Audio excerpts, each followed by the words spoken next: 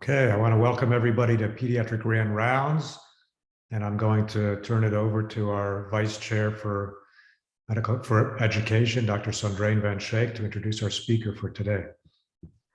Welcome, everybody. It's a great pleasure to announce today's speaker, Dr. Valerie Gribben, who is joining us to talk about vaping myths and misconceptions. Dr. Gribben is an assistant professor of pediatrics at UCSF, primarily works at Zuckerberg San Francisco General Hospital. She has done a lot of work on secondhand smoke exposure and vaping. From 2017 to 2020, she worked with Dr. Jyoti Marbin as the physician lead for UCSF's clinical effort against secondhand smoke exposure, training over 300 pediatricians across California to treat the tobacco dependence in both teens and parents. She was awarded an emergency COVID-19 research seed funding grant in 2020 from the Tobacco-Related Disease Research Program of California to study the effects of the COVID-19 shelter-in-place orders on the vaping habits of California teenagers. And she's currently working on an innovative grant, social media intervention to stop nicotine and cannabis vaping among adolescents, which is focused through that same disease research program in California.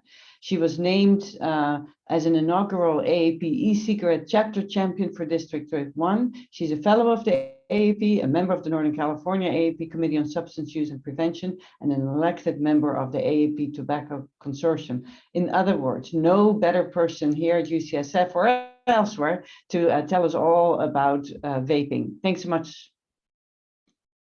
Absolutely. Thank you so much for having me today. I'm thrilled to present and talk about vaping myths and misconceptions. So without further ado, we will dive right in. So as I mentioned, we'll start, let me stop share for just a second and go back to the beginning with my slides. But I have been working with vaping for so many years. I think that I came to this in a lot of ways because I didn't know a lot about it when I first started. And I was so intrigued by like, what is this? Is this safer? Is this better? And over the years, I've had the privilege to learn and grow with a lot of great mentors. So I just want to start off by telling you, I work mainly at San Francisco General Hospital. I work as a ward attending hospitalist. I work as a nocturnist in the NICU, and I work in the outpatient clinic. And I'm one of the AAP e-cigarette chapter champions. And I work in these multiple different areas. And what I can say is in every single one of those areas, I have seen vaping affect the lives of our patients. And I want to talk a little about that today.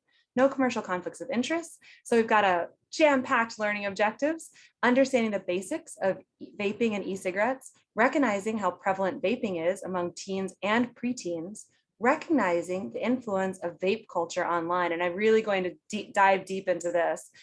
Discussing possible techniques for helping teens quit vaping. And actually at the end, I'm hoping everyone on this call will be able to demonstrate a quit line referral process. So Valerie, I'm sorry to interrupt, but you're not sharing slides. Were you hoping to share slides? It's okay. It said that, let me try that again. We'll go from the beginning. So I'll go right back to here, and we can go into some statements that I've heard from my colleagues and also from my teen patients. So from my physician colleagues, I'm hearing this less and less, but I actually have heard the phrase, what is vaping? I've also heard my patients are too young to be vaping. I've heard vaping is the least of their problems. And from my teen patients, I've heard it's just water vapor. I only vape with nicotine-free juice, and vaping is safe. Otherwise, it wouldn't be allowed. And I kind of want to take these sort of questions and misconceptions and really break it down and have a conversation with you today about what vaping is and isn't. So the good news is that teens aren't smoking as much. Isn't this great news? And as we can see, we've made tremendous strides from the 1970s, really just down. But then in 2016, that's where this graph ends. And that's why it's really important, because in 2016, vaping started to rise. And in fact, the history of the e-cigarette shows that in 2003, a pharmacist in China invented the first e-cigarette, and he basically was trying to create a a safer alternative to smoking. And really, for a long time, there were these like vaping lifestyle habits. You'll see like tanks and mods, and there are these like things you refilled with liquid. There are these like large, bulky contraptions. But I really want to draw your attention to 2015, because this is an inflection point. This is when Juul cigarettes, e-cigarettes, were first introduced by PAX Labs, and the world has not been the same since. So just to review some of the literature, this was at really the height of the vaping pandemic.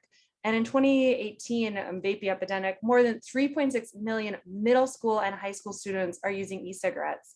And today's numbers are more encouraging. So in 2021, they just released some of the data, but it still says 2 million middle school and high school students are still vaping. But really at its peak, 20% of high school students, almost 5% of middle school students were vaping. And there are a lot of different ways that vapes are configured. But one of the things that I'd like to just bring your attention to is it's really three main components, which is that there is a liquid that's like filled with nicotine salt. There is a heating element, and then there's something to heat it. And really, there are lots of different configurations of that, but those are the three main elements. So this is a breakdown of what a Juul looks like. But I also want to bring your attention to puff bars. So I want to make sure everyone is aware of puff bars, what they are. Juul really was introduced as sort of the iPhone of vapes. And unfortunately, it became a status symbol among students. It was sleek, it was rechargeable, it was very cool. Then we'll talk a little bit more about the legislation that got put in place. But there was legislation to really crack down on this vaping epidemic. But there was a huge loophole left in it that if it was a disposable vape, then there really was not any legislation.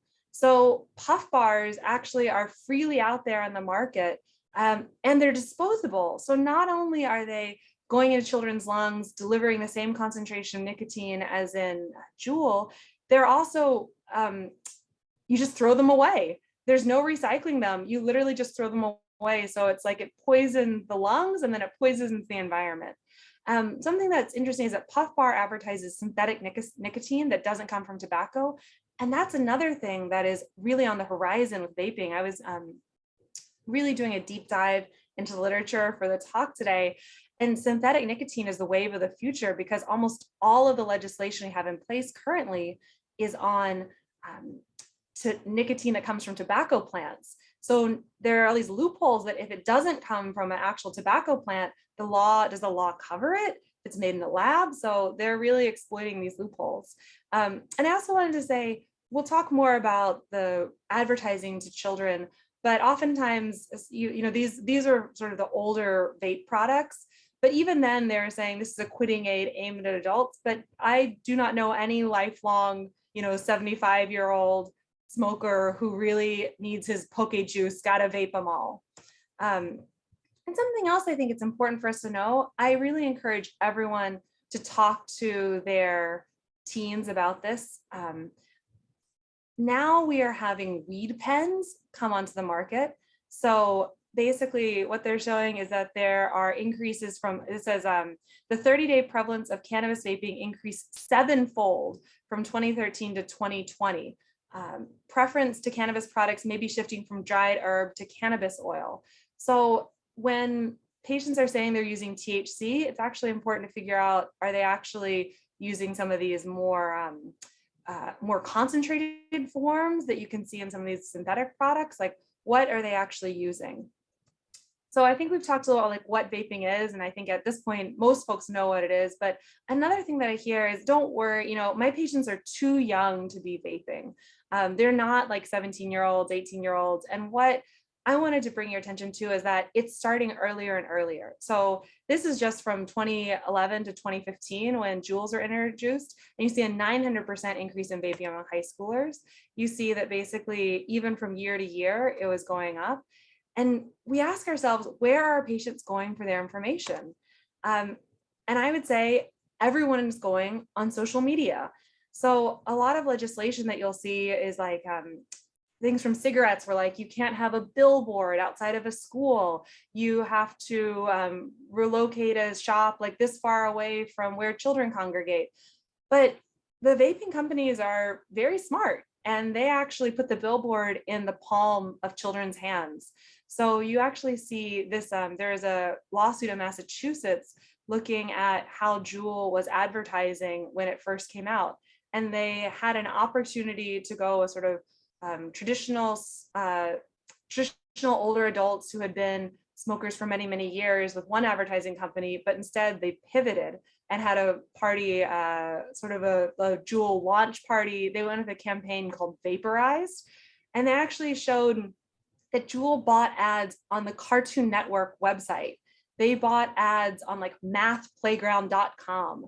They signed up and they accepted school addresses for email addresses to email people. So, you know, there's a lot of information that's really coming out about how these things started to begin with. And at this point, the pandemic has really caused an explosion of online activity. 7 in 10 American teens use TikTok.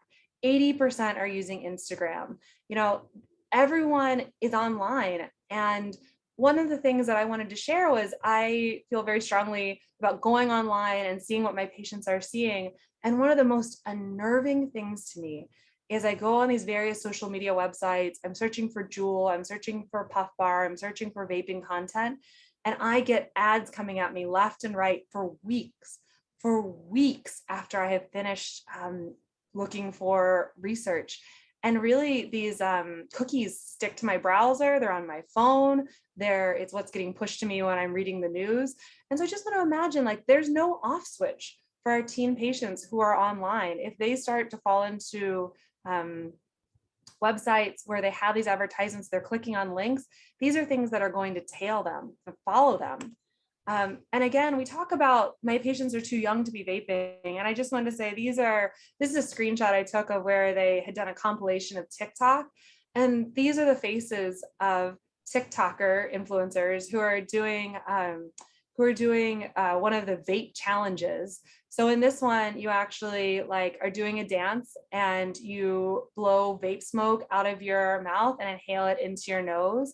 And that's one of the things that if you go on to TikTok, if you go on mainly TikTok and you look up like dances, they're vape tricks, there's like blowing smoke rings. And if you look at the demographic of people who are there and who are being the content influencers, it is not a 70-year-old person. Again, it is these young, cool kids who are sending the message that this is something that's totally acceptable and totally fine. This one breaks my heart. I went on YouTube a couple years ago and I found this young person who, and yeah, that is correct. If you look at his bottom left-hand corner, that his picture is a teddy bear with his little sibling sleeping next to it. But this is him sort of describing about when he got suspended at school for vaping, and he went and he stole his dad's vape and he's complaining about it. And yes, he is filming it at a playground. You can see the swing in the background. So this is a child who is experimenting with vaping. Just look at him. Like, this is a child who is experimenting with vaping and is upset that he was suspended for it and upset that someone, quote, snitched on him.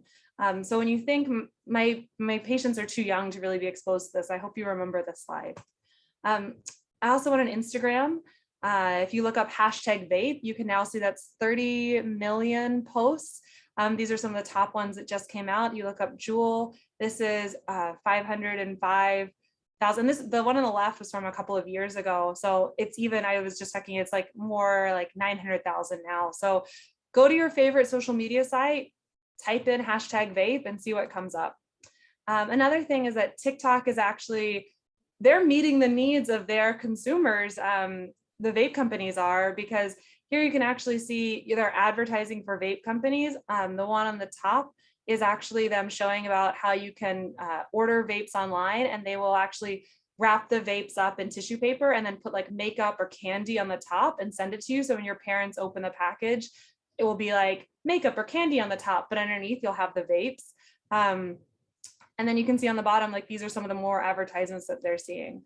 And the social media companies are really the platform, and the vaping companies are aware. They're after, people who have many years ahead of them. So you can see a sort of semi-Kardashian influencer that they have recruited. This is actually where Philip Morris said that they were not going to be appealing to young people, but then they were like, we're not going to get influencers who are under the age of 25 to promote our product. But then they absolutely found younger influencers when they actually looked into it, who were, and these are globally. So across the globe, it's not just America, it's in various countries, really almost every continent in the world. They're making inroads by paying off influencers. So you can also see it's part of a lifestyle. So you can hear, this is like, you never lose your jewel again. And also go on Etsy. It's everywhere. I typed in like vape jewelry, and you can see like a plethora of things. 809 results. So just think about these things. We talk about when you kind of get sucked into the cycle, how hard it is to come out, and how there's lots of data showing that folks who smoke find it difficult to quit because all of their friends also smoke. All of their social life revolves around their habit.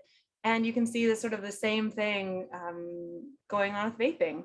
And then also here, the final one here is vaping is really the least of their problems. Like, our teenage patients have so much going on with their lives. Like, I just don't have time to address vaping. Like, there's just so much else going on. They've got depression, they've got anxiety, and I think that one of the things I wanted to say is that though so many of this is intertwined, and especially now, it is really important to be having conversations about vaping with our teenagers. So this young man was 17 years old. We used to be an athlete. He fell victim in, I believe in the winter of 2019 or 2020 and 2020. Basically, he had to have a double lung transplant. And he was one of the first people from EVALI, which is the electronic cigarette or vaping product use associated lung injury. So that's really the vitamin E that was found in several sort of off-brand vaping products, especially with weed. But you can see they actually he has written and spoken extensively that he's on immunosuppressant medications. His life is not the same. He's not the same person that he was. And he says, I count myself lucky that I was even able to get a lung transplant. And also vaping, there's new evidence, this was just coming out last year. Those who report using e-cigarette use have increased odds of having asthma and asthma attacks, which is something that we've seen with cigarettes. And unfortunately, this is being continued. The other thing that it's important to mention is that it's not just vaping in and of itself in a very narrow way. Those who become someone who is vaping on a pretty regular basis are more likely to start smoking regular cigarettes. And as we know, regular cigarettes really impact every part of children's lives. This comes from a graph of when Dr. Marbin and I did a talk together and a AAP article on a clinical practice guideline on secondhand smoke exposure and social determinants of health and structural barriers. And really, this is the vortex that I'm talking about, that you get pulled in if you are someone who's smoking. Now that you're someone who's smoking, it's harder to get jobs. Once it's harder to get jobs, it's harder for you to get insurance, to even quit smoking. If you're smoking, you have increased nicotine receptors. If you're smoking, you're more likely to have a child who's smoking. You're more likely to have that child missing school due to asthma flares. You're more likely therefore be unemployed. So it's just this toxic Ferris wheel of pain. And so if there's any way we can stop someone from joining this, or there's any way we can keep someone out of this vortex, I think it's really important to recognize that it's incredibly much on us right now as pediatricians. And there's so much evidence that nicotine is poisonous to the pediatric brain.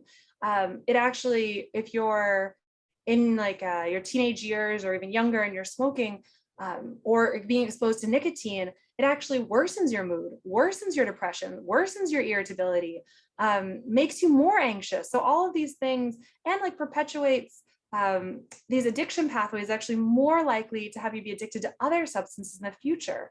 So it really is incredibly important to recognize that if we can stop someone and break this, then that's the most important thing. So I've kind of talked through some things that I've heard from colleagues. Now I want to focus on what perceptions your teenage patients may have. So the first one is, it's just water vapor. And here I want to address something that's such an important concept, which is I am using the term vaping because that is how my teenage patients refer to it. That is how it's known in like the popular media. But why do you think we even call it vaping? We call it vaping because when these products were invented and being pushed, if I say vape, vapor, what is the only thing that people think of?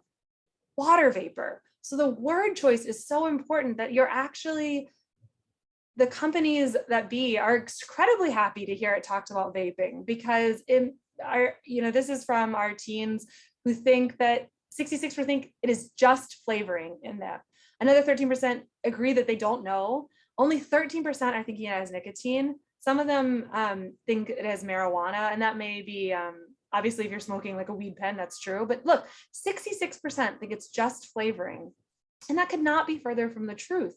There's actually volatile chemicals, ultrafine particles, it's heating up with like a metal heating element that you're inhaling. And we talked about the E-Valley with the like off brands where there's like this vitamin E. And so vitamin E acetate is solid form. And then you aerosolize it, turns into liquid. But when it goes into lungs, it solidifies again. And so that is what they hypothesize is caused the E-Valley outbreak, which we may or may not still be ongoing. It sort of was downtrending and they were going to reevaluate in March of 2020. And so there's lots of good papers out there that maybe there are E-Valley cases that are even now being undetected. These are some things that are heating that I listen to a lot of like the vape podcasts online, and they're talking about like, these are things that are found in sugar cookies, but the point is when things are heated, it can become a different thing than if it's in one form versus another. And you can see that these are associated with lung cancer. And people may say, well, we don't really know, but I think that that's where we're at. We're like less than a decade into the vaping epidemic. And a lot of these cigarette studies, we didn't find out the truth in a lot of these ways until like the 80s or 90s. So they had decades and decades to accumulate and get evidence. And the other thing that our teens will say is I only vape with nicotine-free juice. One that we always say that counterfeits abound. Labeling is not always accurate, especially if they're buying it online or someplace like this. I went into eBay and I just searched for Juul, and you can just buy it online. Like no one's checking your age, no one's verifying it, no one's saying that this is real. Like you just go online and you can buy it online. And just to remind you, a Juul cartridge is roughly a pack of cigarettes. So one of those little cartridges, and that's the same thing with the puff bars. One of them is a pack of cigarettes. So I have patients who are like, well, I just go through maybe a cartridge a day. That's the equivalent nicotine of a pack of cigarettes. I've also heard, well, if it's not safe, like it wouldn't be allowed. And this is I'm not going to go through all of it, but basically, this is a long and frustrating road that the AAP has really been pushing for, which is that the FDA does not regulate e-cigarettes. They basically in 2019, there was a victory that basically they said, okay, we're going to need to review all the data ourselves and make this decision. But like, spoiler alert, like it was supposed to have already happened. They were supposed to have already made their decision. Now they're saying they need more time on e-cigarettes. So the whole time while this is running, more and more children are being exposed. More and more children are falling into that vortex. This whole time while everyone is sitting and saying, we need more time, we need more evidence. And I want to take this moment to also say, I'm speaking as a pediatrician. That's my perspective, is as a pediatrician. There's a whole other topic. There's a whole other talk that could be done on e-cigarettes, harm, risk benefit versus harm for someone who is like terribly addicted, has been doing it for years. There's very interesting research out of Britain. But one of the things I want to say is that in a lot of the studies that you'll see, like out of Britain, it's very, they were showing that like if someone could transition completely from from regular cigarettes to electronic cigarettes, then there could be cessation. But that was in like a very controlled doctor prescribing, taper down on your nicotine sort of situation. What we're seeing is total unregulation, teens getting pulled in, and they're seeing that with e-cigarettes, it's not even the typical like profile you would expect for someone who would smoke. So it's teens who are athletes, teens whose parents don't smoke, those sort of teens who sort of never, according to epidemiology, would sort of fall into becoming like lifelong smokers, now may be pulled in just because we're here with e-cigarettes and teenagers. So I just want to say, I would love to see more evidence and would love to have more conversations about what's happening, safety and efficacy for someone who is very far addicted. But my job as as someone who cares for teenagers is really to focus on their well-being. And so these are some of the things that we didn't even know what were in vapes and what teens were getting until there was research that actually like measured in their urine, and they found these are the unusual volatile organic compounds that were not seen in teens who are not vaping. So it goes into the system, it goes into their body. And one of the things is big tobacco is widely distrusted. Everyone thinks like, oh, smoking is bad, boo, you can't trust the tobacco companies. Every single tobacco company now owns a stake in an e-cigarette company. So really, big tobacco and big vape are one and the same. So I talk to my teenage patients about that sometimes as a way to get them to think about it, because they do trust tobacco companies. They like, no, not at all. And I said, well, what if you were to know that your vaping product is actually run by a tobacco company? And let's sit and think on this moment. Let's just look at this. When Altria, the parent company of Philip Morris, bought 35% in Juul Labs, they value the company at $38 billion. We're all pediatricians, so let's just think what $38 billion means. $38 billion. And if you think that a company that is projected to be getting billions and billions of dollars wouldn't want new customers, wouldn't want lifelong customers, that would be something that you should really, really think about. What wouldn't you do for $38 billion? So I actually wanted to pause for just a bit since we're doing okay on time, stop share and then see, is anyone able to put something in the Q&A or chat about your experiences in trying to stop teens to vape? I'm actually just gonna pause for just a minute and see, does anyone want to share in their things? And I see, there are questions, but you know what I can do is I can open up the chat to everyone, and then people can. Great. That would be great. Put it in the chat. So everybody should now be able to put things in the chat. Just put what's been your experiences, because we're about to sort of transition into what we can do, what's possible out there. Let me just see if there's any responses.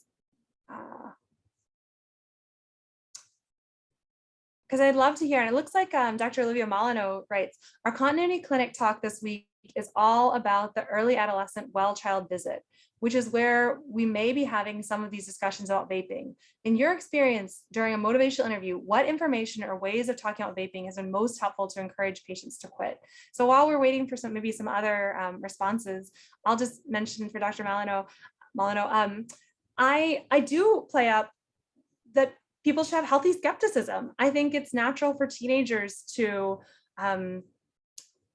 rightfully so, be distrustful of things and ask a lot of questions. And so I oftentimes will ask them, like, what do you think is in your vaping product? What do you think is in your, vaping product? Who do you think owns the vaping companies? And then I oftentimes like to ask them, what do you get out of this? And then what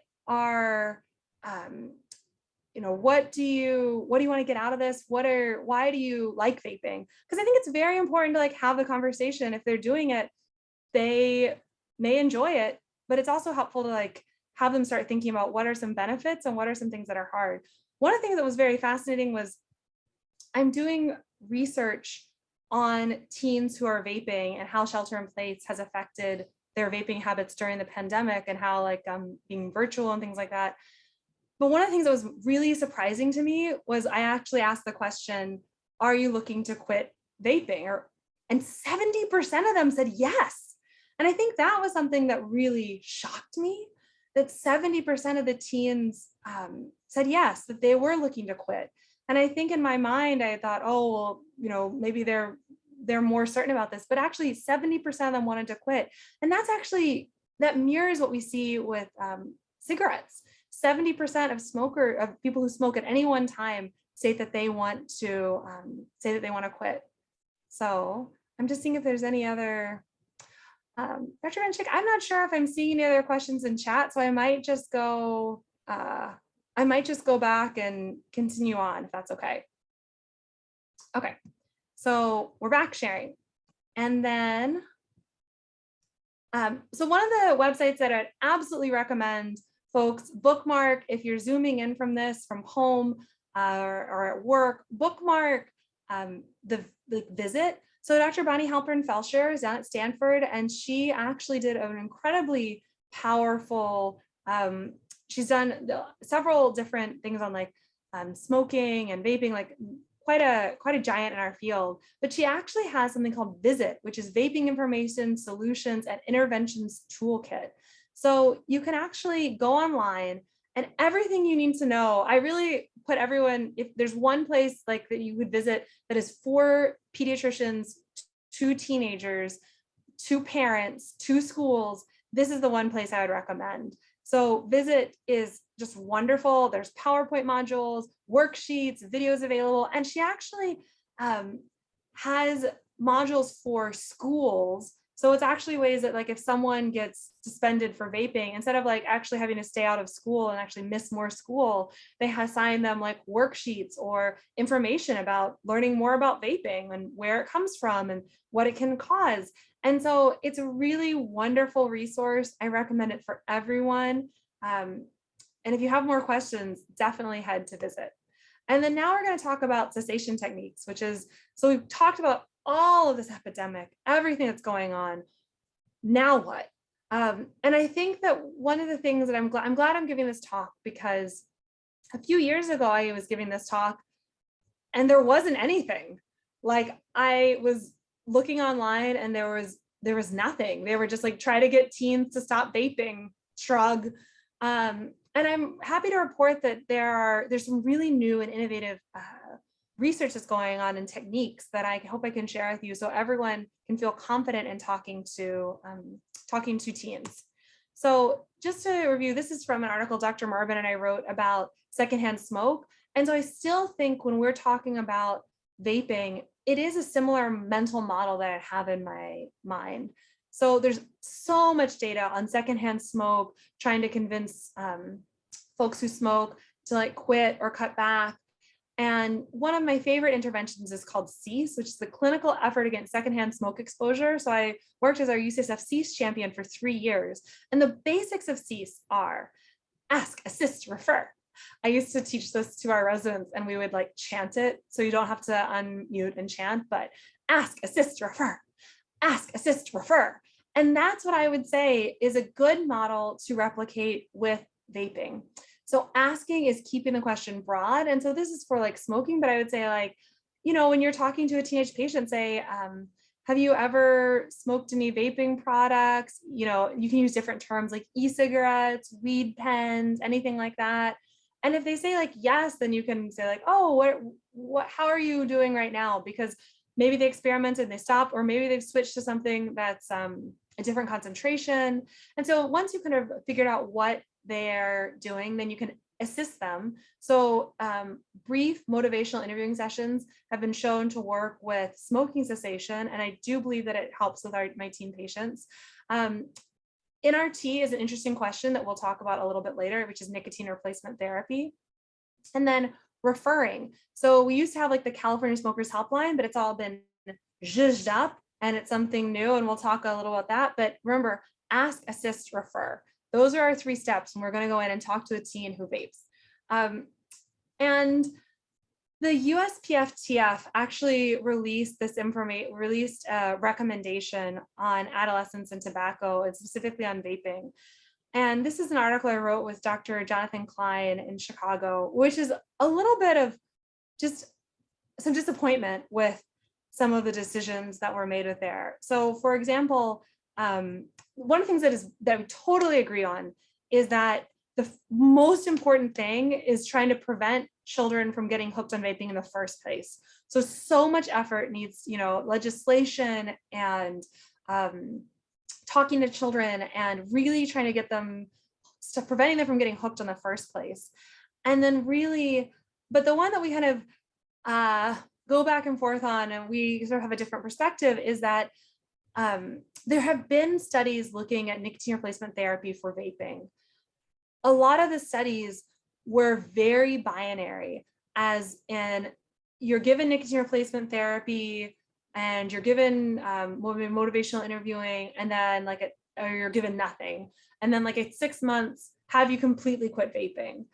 And a lot of teens who are in these clinical trials did not totally quit vaping.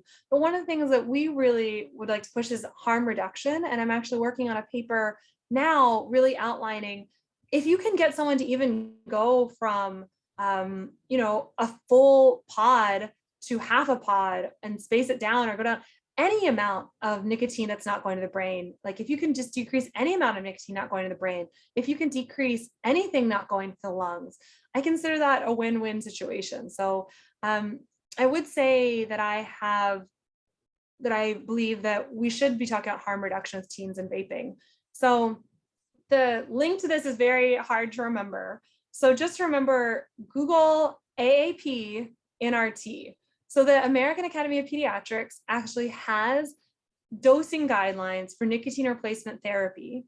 And they actually, you can see where they talk about pros and cons of using nicotine replacement therapy. So at present, the FDA has not approved NRT for youth under 18 years, but spoiler alert, they haven't approved vaping either. So they actually have shown that if you can so basically what they're saying is you need a prescription from a healthcare provider. There's a lot of discussion about whether or not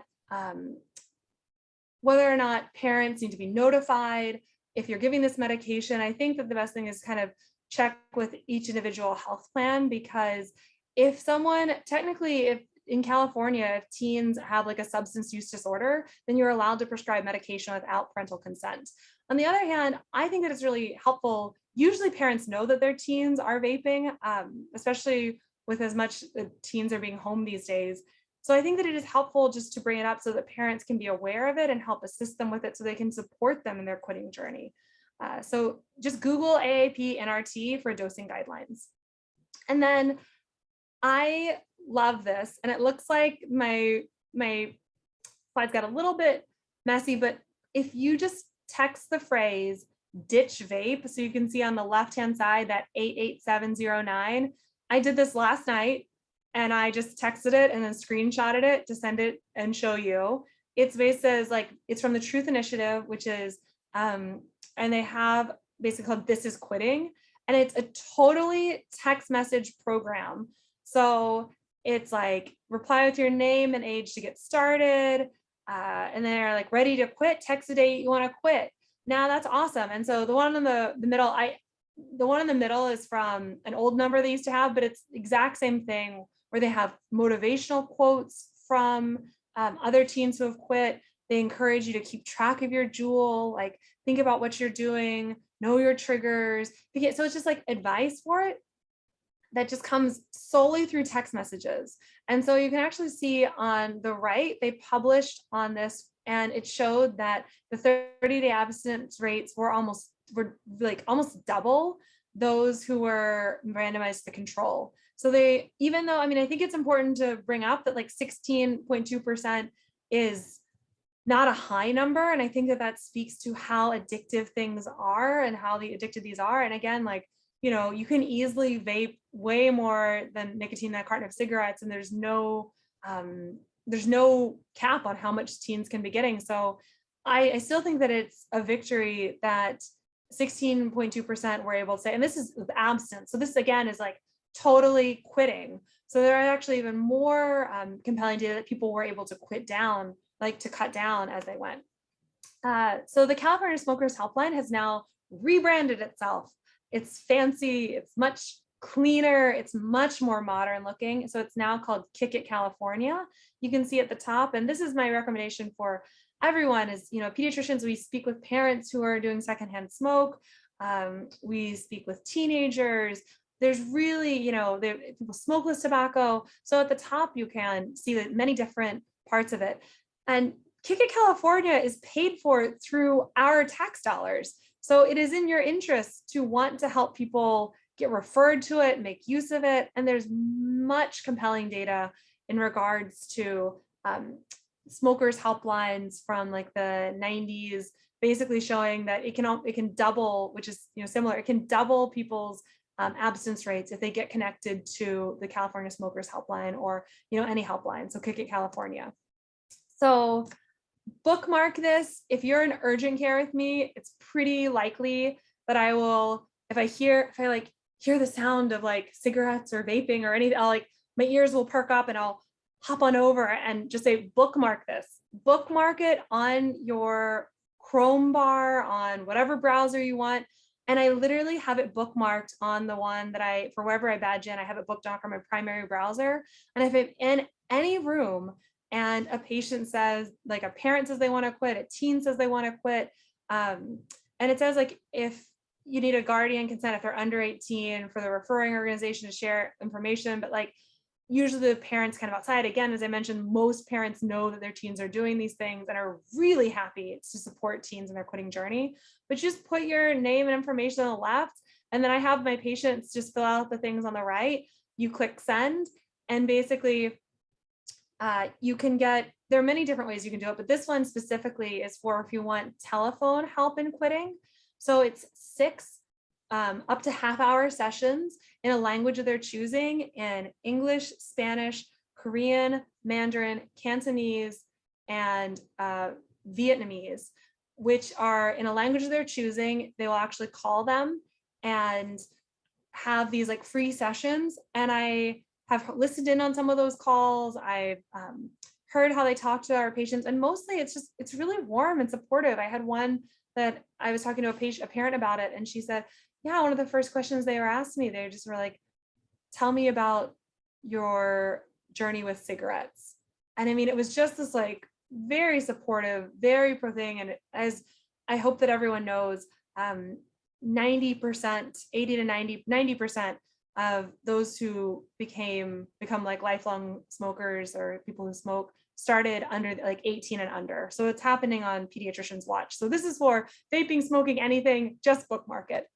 Now I get to talk about something that I am so excited to talk about, because I work with Dr. Pamela Ling, and she is an adult medicine, internal medicine doctor.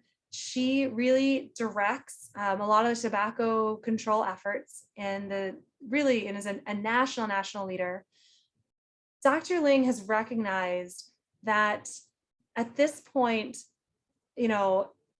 I don't know about you, but I cannot think of that many teenagers who want to have, phone calls with people over time. The quitting intervention was excellent, but Dr. Ling is doing something really exciting, which is actually having teen California patients. So if you know anyone from the age of 13 to 17, if they live anywhere in the state of California, if they are someone who vapes and there's someone who uses social media, they're eligible to get paid $90 to help teens, to help be part of the study.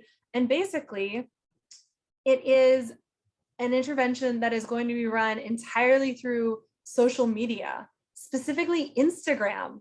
So it's actually, they partnered with Danielle Ramos' group, Hope Lab, and we're doing a study literally working with teenagers through Instagram on quitting and their quitting journey. So you sign up, you can get randomized. You can either be part of and the control group is going to be connected with the Kick It California, and we either text or phone. But the other group, which is our intervention group, is going to actually go through an intervention on Instagram. So they're literally Instagram posts that have been created by Hope Lab. There's opportunity for connection with other teens who are vaping, who are also trying to quit. They'll have moderators who can kind of like do it. Teens can like create their like Instagram stories that they can share with other people. And the teens can get paid up to $90. The surveys, and a lot of the background, some of the surveys came from my study where I'm studying like how teen vaping habits have changed during shelter in place and the COVID pandemic. And what we've really seen is that as the COVID pandemic has worn on, teens are just going more and more on social media. And so I love this project and I love this, this intervention because it's meeting teens where they're at. So I hope anyone listening to this is Googling quitthehitnow.com, putting it on your phone. I'm going to be putting flyers up in the ZSFG units. Anyone else who wants to put anything up at Mission Bay or Mount Zion, please talk to me. We're definitely recruiting any teens with age of 13 to 17 who also use social media and vape. And I think my hope is that we could really make inroads with this. So some parting thoughts. If you're looking for something to do, if hopefully some of this discussion has struck a nerve, you can take a picture of this, you can screenshot this, but these are some things that I really 100% encourage you to try to do, because I want you to see what our teens are seeing. I want you to understand like what it feels like to be tracked online with vaping products. Like, I think that it's an important and valuable thing to see like what our teens are seeing. And I believe it was about when I surveyed my group about what they were seeing on social media, about 70% said yes to the statement that they had seen vaping ads or seen vaping content on social media and on the internet. So think about doing it. Be brave, go out there, #Juul, just see what's out there. Something else you could do, the phrase ditch vape to 88709. Kick It California actually has a very equivalent, also very effective version of the This Is Quitting initiative that is in Spanish. So just text Dejar de Fumar to 66819 and you can get enrolled in that. I would encourage you to ask any teenager how vaping affects their school life.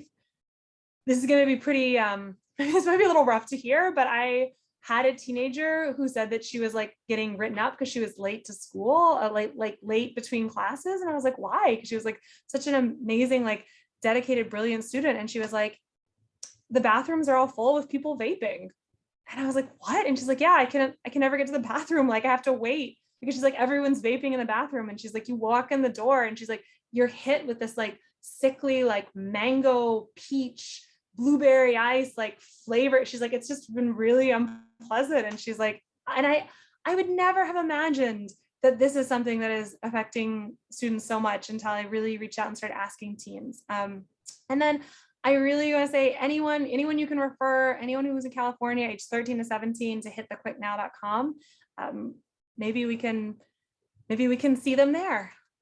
So again, we'll just go over our learning objectives that I hope at this point you've got down the basics of vaping and e-cigarettes, recognizing how prevalent vaping is among teens and preteens, recognizing the influence of vape culture online, discuss possible quitting techniques, and demonstrating like, go ahead, text them, text one of those places for the Quitline referral process.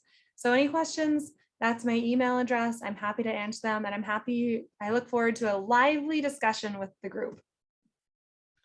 Thank you so much, Valerie, for such a informative and sort of well-delivered with passion talk. There's a number of questions, and I'll read them to you, then you can focus on answering. So one of the first questions came from the general, actually, where the war team is listening in.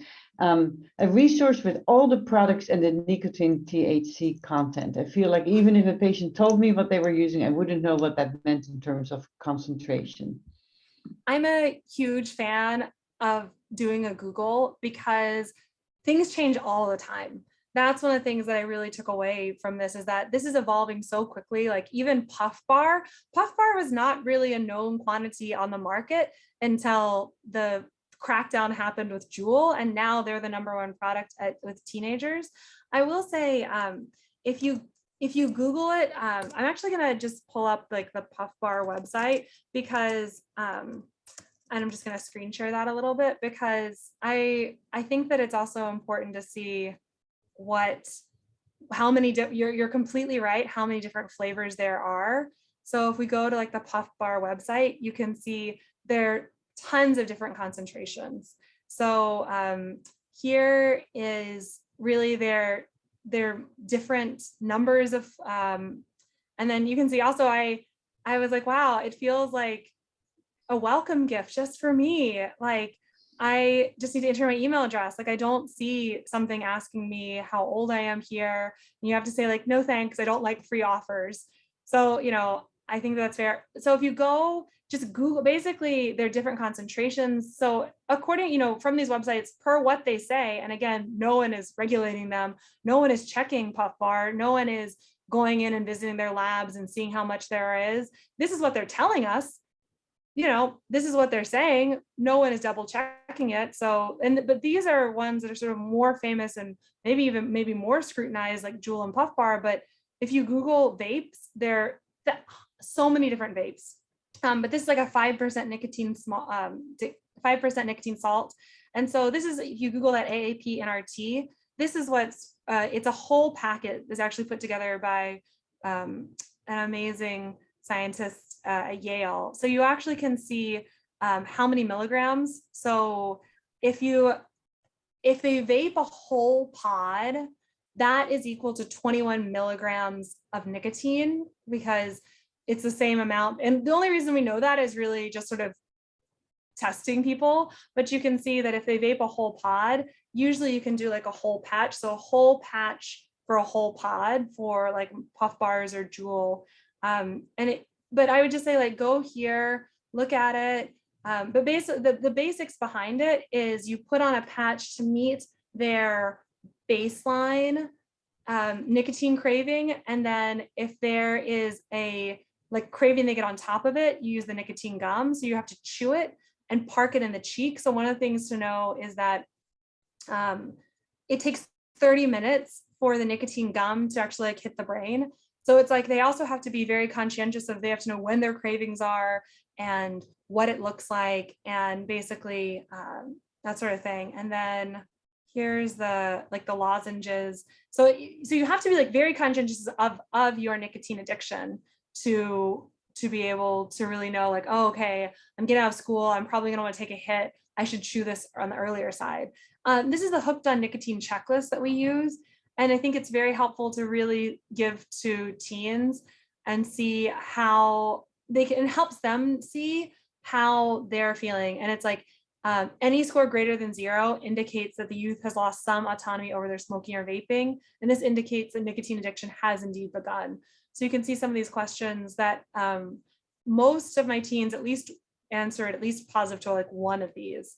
So I would say go here. You have to Google it and you have to go here, but NRT I think has possibility for harm reduction, but I do think trying to get them involved with some of these other texting programs has lots of possibilities. What's the next question? Dr. Jim Padbury wants to know how much this stuff costs. Yeah, let's take a look. Let's go take a look at the Puff Bar website. So you can see, let's just say this is the 17 flavors. Let's see where they even have. So you can see for one, it's $12 here. Now you can get knockoff ones for half that price, even less.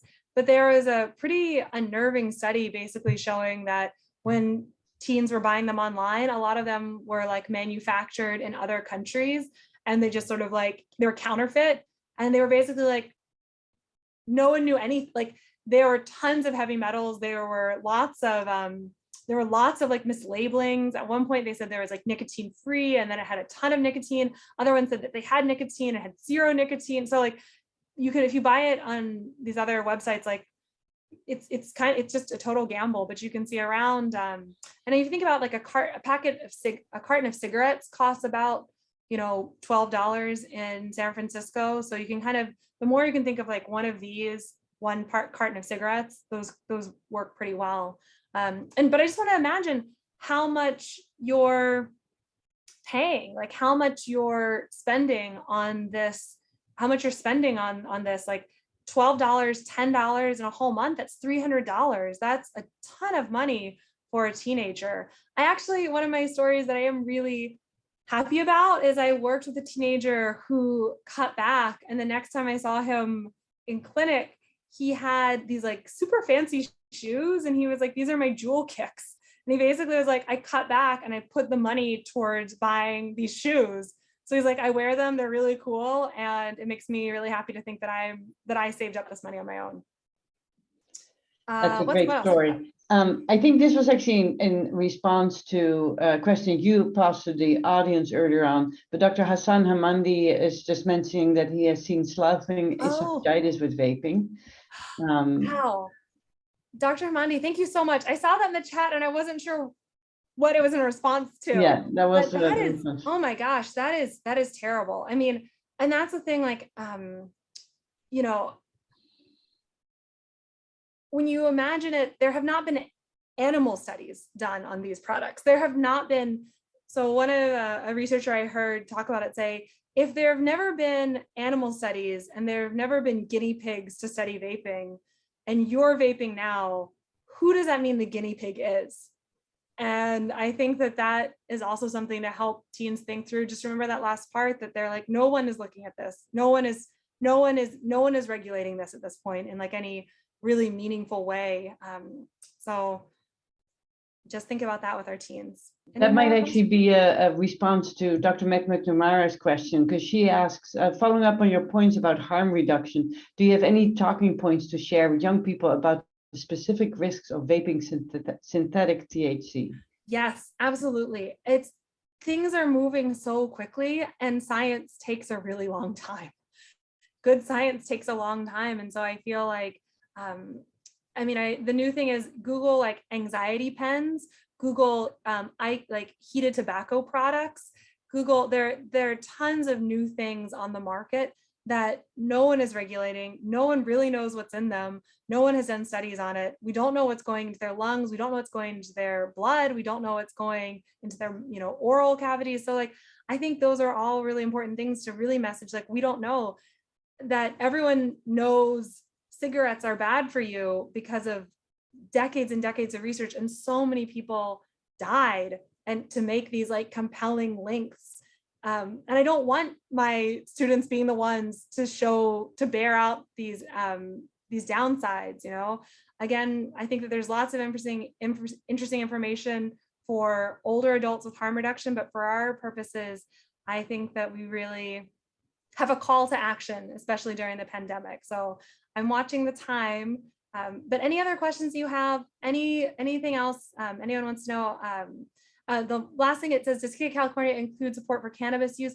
Not at this time, but if you Google cannabis use apps, I had a patient who there's like a quitting app. You can Google on like the App Store, go on the App Store and like look up, and they're really highly rated apps for quitting for cannabis, where you actually can track how much you're using. And it's a lot of the same things, like motivational interviewing wise, a lot of the same like introspection. So thank you so much. And I look forward to answering any questions or partnering with anyone for any other work. I think that we have a clear call to action as pediatricians. Thank you, Valerie. That was wonderful, Valerie. I want to thank you for a fantastic grand rounds. We learned a lot and a lot to think about. And thanks to everybody for participating, and we'll see you at the next grand rounds. Have a good rest of your day. Bye-bye.